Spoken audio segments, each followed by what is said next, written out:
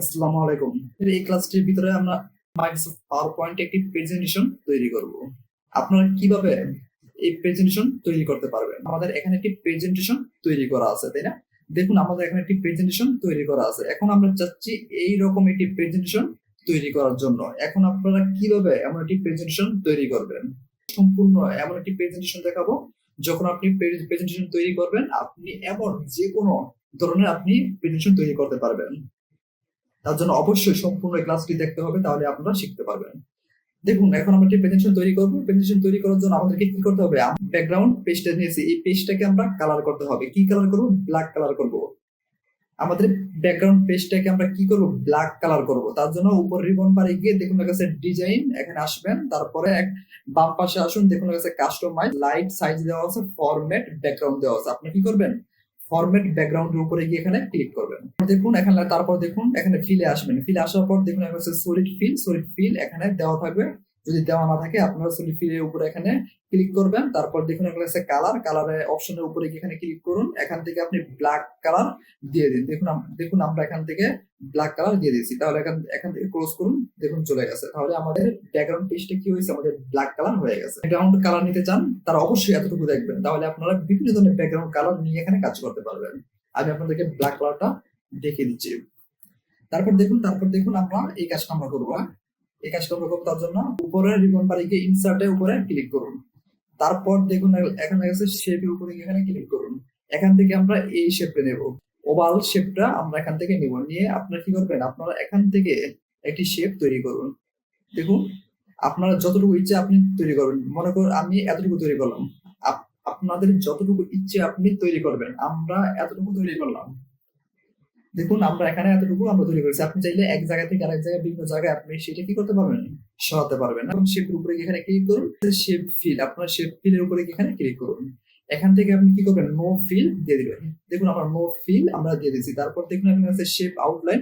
Shape আউটলাইনের উপরে এখানে click করুন।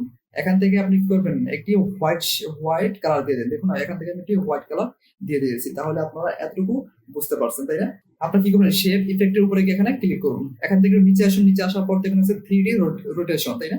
আপনার 3D রোটেশনে এখানে মাউসটা রাখবেন। মাউসটা রাখার পর আপনারা এখানে দেখুন অনেকগুলো অপশন চলে আসবে। আপনারা এখানে দেখুন হচ্ছে প্রেসপেক্টিভ, আপনারা এখানে আসবেন। হ্যাঁ, প্রেসপেক্টিভ এখানে আসবেন। এখানে আসার পর আপনারা কি করবেন? এই প্রেসপেক্টিভ রিল্যাক্সড আপনারা আপনারা এখানে নিবেন। তার উপরে এখানে ক্লিক করুন।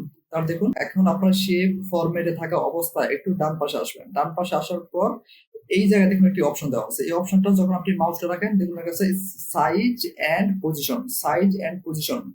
এই অপশনটার নাম হলো সাইজ এন্ড পজিশন। আপনারা কি করবেন? সাইজ এন্ড পজিশনের উপরে এখানে ক্লিক করুন। ফরম্যাট শেপ এখানে চলে আসছে। আসার পর দেখুন মাঝে শেপ অপশনে আসবেন। তারপর দেখুন মাঝে যে অপশনটা আছে, সেই অপশনটার উপরে গিয়ে আপনারা ইফেক্টের উপরে গিয়ে এখানে মাঝে অপশনটার উপরে গিয়ে এখানে ক্লিক করুন। এখানে অনেকগুলো অপশন চলে আসছে। দেখুন এখানে আছে 3D ফরম্যাট। আপনারা কি করবেন? 3D ফরম্যাটের এখানে গিয়ে আপনারা ক্লিক করুন। তাহলে দেখুন আমাদের এখানে অনেকগুলো অপশন ভিতরে অনেকগুলো অপশন চলে আসছে। সেটা আপনি এখানে কিছু আপনাদেরকে কাজ করতে হবে। এখানে আছে ওয়েট হাইট। হ্যাঁ, ওয়েট হাইট আপনি কি করবেন? ওয়েট হাইটে একটু আপনি চেঞ্জ করবেন। হ্যাঁ, এখন আবার চেঞ্জ করার জন্য আপনি কি করবেন? এই এখানে এখানে 6 আমরা এখানে দিয়ে দিয়েছি। এখানে যে হাইটে আছে, এই হাইটটা আমরা কি করব? আমরা এখান থেকে বাড়িয়ে দিব। 100 আপনারা এখানে দিয়ে দিন। দেখুন আমরা এখানে 100 দিয়ে দিচ্ছি। আমাদের চেঞ্জ হচ্ছে, সেটা আপনি এখানে দেখতে পারবেন। আপনি উইথটা এখানে কি করবেন? এখানে 0 দিয়ে দেন। দেখুন এখানে আপনারা কি করবেন? 0 দিয়ে দেন। দেখুন আমরা এখানে 0 দিয়ে দিয়েছি। দেখুন এখানে আমরা 0 দিয়েছি। তাহলে আপনি এখানে এটা দেখতে পারবেন চেঞ্জ হচ্ছে। দেখুন তারপর 3D ফরম্যাট এখানে গিয়ে ক্লিক করুন। দেখুন এখান থেকে চলে গেছে। তারপর 3D রোটেশন, তার উপরে গিয়ে এখানে 3D রোটেশন, তার উপরে গিয়ে এখানে ক্লিক করুন। তারপর দেখুন তার ভিতরে যে অপশনগুলো আছে, সেই অপশনগুলো আপনাদের এখানে চলে আসবে। তারপর দেখুন আছে প্রেসপেক্টিভ। এখানে কি দেওয়া আছে? এখানে দেওয়া আছে প্রেসপেক্টিভ। আপনার প্রেসপেক্টিভে গিয়ে এখানে 45 ডিগ্রি আছে, 45 ডিগ্রি আছে। এটা আপনি বাড়িয়ে 100 ডিগ্রি এখানে করে দিন। তার জন্য এখানে আপনি এখানে ক্লিক করুন। দেখুন 100 ডিগ্রি এখান থেকে বাড়তে থাকবে। দেখুন 100 ডিগ্রি আপনি 100 ডিগ্রি আপনি এখানে করে দেন। দেখুন আমরা এখানে 100 ডিগ্রি আমরা করে দিয়েছি। দেখুন 100 ডিগ্রি আমরা এখানে করে দিয়েছি। করে দেওয়ার পর দেখুন এখানে 3D রোটেশন, তার উপরে এখানে ক্লিক করুন।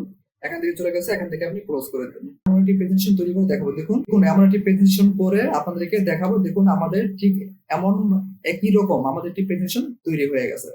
তাহলে আপনারা সহজেই এইভাবে একটি প্রেজেন্টেশন তৈরি করতে পারবেন। এখন আমরা কি করবো, একটি অ্যানিমেশন প্রেজেন্টেশন তৈরি করব। এখন এই শেপের উপরে গিয়ে এখানে ক্লিক করুন। উপরে রিবন বারে গিয়ে দেখুন অ্যানিমেশন, তার উপরে গিয়ে এখানে ক্লিক করুন। এখান থেকে আপনি স্প্লিট, তার উপরে গিয়ে এখানে ক্লিক করুন।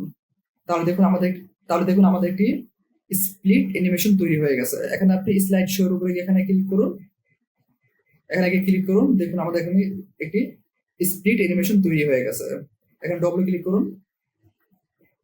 দেখুন আমাদের এখানে চলে আসছে। আবার গিয়ে এখানে স্লাইড শো এর উপরে গিয়ে এখানে ক্লিক করুন। এখানে ক্লিক করুন। দেখুন একটি স্প্লিট অ্যানিমেশন তৈরি হয়ে গেছে। একটি স্প্লিট অ্যানিমেশন তৈরি হয়ে গেছে। আপনাকে এখানে ডবল ক্লিক করুন।